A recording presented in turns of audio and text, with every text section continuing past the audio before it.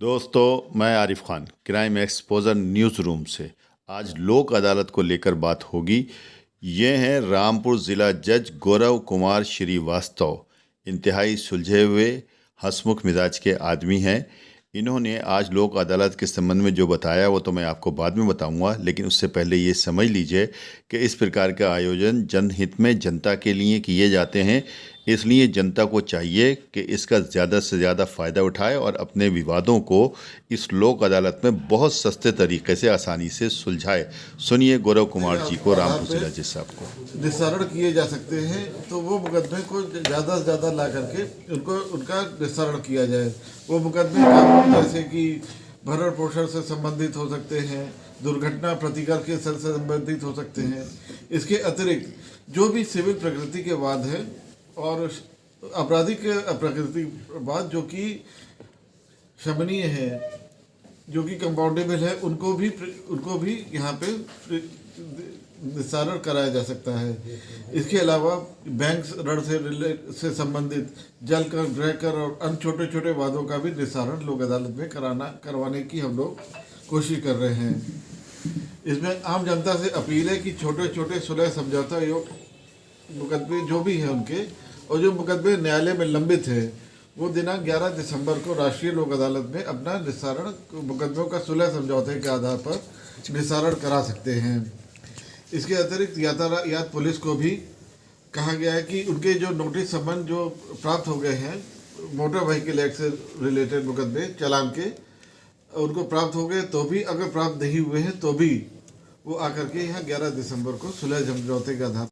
दोस्तों, अब मैं आपको रामपुर जिला अधिकारी की बाइट सुनाने जा रहा हूँ। बहुत इंपॉर्टेंट बाइट है, इसे शुरू से आखिर तक ज़रूर सुनिए और इससे जानकारी प्राप्त कीजिए कि उन्होंने क्या कहा। जी देखिए, आपदा जब भी आती है तो सरकार द्वारा उसमें आपदा के प्रबंधन तो किए जाते ही हैं, और साथ साथ लोगों का जो नुकसान होता है, चाहे घर का नुकसान हो, जन हानि हो, पशु हानि हो अथवा फसल की हानि हो, तो सभी का आकलन हमारी राजस्व की टीमें करती हैं और उसमें आर्थिक सहायता प्रोवाइड कराती हैं। तो हमारे जनपद में जो बाढ़ पिछले माह में आई थी, तो उसको लेकर मैंने बहुत व्यापक सर्वे के निर्देश दिए थे अपने सभी लेखपालों को, तहसीलदारों को, एसडीएम्स को।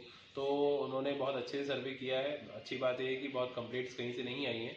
तो लगभग 45,000 से ऊपर किसानों को हमने इसमें आइडेंटिफाई किया था जिनकी फसल प्रभावित हुई थी अतिवृष्टि और बाढ़ से। तो उसका में से 27,000 किसानों को आज तक हम लोग लाभान्वित कर चुके हैं। उनके खाते में सीधा पैसा हम भेज रहे हैं। इसका हमें अलग से प्रेस नोट भी आज हम जारी कर रहे हैं। और अवशेष जो किसान है उनका भी जैसे ही हमारे पास आपदा से पैसा आता है, सीधे खाते में पैसा भेजा जाएगा। हमारा किसान आपदा की घड़ी में अपने आप को असुरक्षित महसूस ना करे, अपने आप को अकेला महसूस ना करे। जिला प्रशासन का हमेशा ये प्रयास रहता है सरकार के निर्देशों के क्रम में, तो हमने उसी प्रयास को साकार करने का काम किया है। और हमारा प्रयास है कि कोई भी किसान जिसकी फसल प्रभावित हुई हो, इस चीज़ से ना छूटे। अगर कोई छूट भी जाता है, कोई मेजर कोई गांव छूट गया सर्वे से, तो अपने एसडीएम को अथवा मुझे कभी भी वहाँ के लोग बता सकते हैं, तो उसको भी हम लोग तेज़ी से करा लेंगे। साथ साथ जो किसानों का धान था वो सुखाने के बाद में धान खरीद केंद्रों पर अच्छे से बिके, उसमें प्रभारी की तरफ से कोई दिक्कत ना आए, उस पर भी हमारा स्पेशल फोकस लगातार रहा है। मैं स्वयं भी, हमारे सभी एसडीएम्स और नोडल ऑफिसर निरीक्षण कर रहे हैं लगातार उन केंद्रों का। और अच्छी बात है कि लगभग 1,20,000 एमटी अभी तक हम जनपद में धान की खरीद कर चुके हैं। कहीं से किसान संगठनों की तरफ से, मीडिया की तरफ से कोई मेजर शिकायत उसको लेकर नहीं। स्पेशल समिति रिवीजन चल रहा है अभी, और जो कि 1 नवंबर से शुरू हुआ था, 30 नवंबर तक प्रस्तावित था।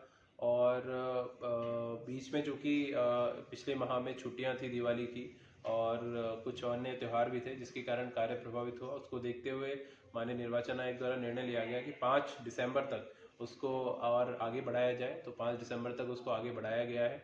हमने उसके लिए बहुत स्पेशल प्रबंध किए हैं। लगातार स्वीप एक्टिविटीज़ आप सभी हमारे मीडिया के बंधुओं के माध्यम से लोगों के बीच में चल ही रही हैं।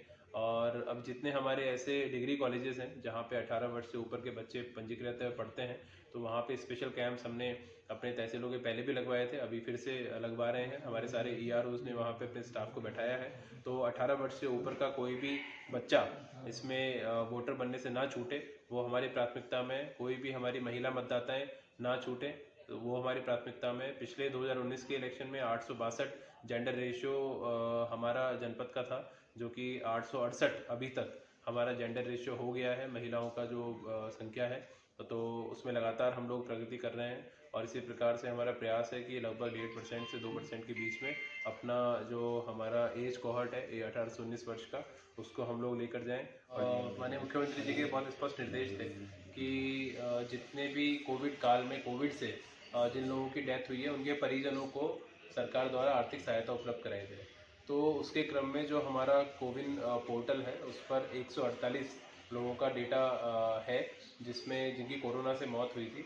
तो उन सभी को 50,000 रुपये की आर्थिक सहायता प्रदान करने के सरकार के निर्देशों के क्रम में हम लोगों ने कार्रवाई शुरू करी है। 70 लोगों को अभी तक हम लोग आइडेंटिफाई करके 50,000 रुपये उनके खाते में, परिजनों के खाते में दे चुके हैं। अवशेष लोगों से भी हमारी आज सभी लोगों से वार्ता हो गई है। उसकी जो औपचारिकताएं हैं हमारे तहसीलदार सभी उसमें लगे हुए हैं, वो करवा रहे हैं। और कल तक हमारा प्रयास रहेगा कि सभी लोगों के खाते में जो 50,000 रुपये की धनराशि सरकार की आर्थिक सहायता की वो पहुंच जाए।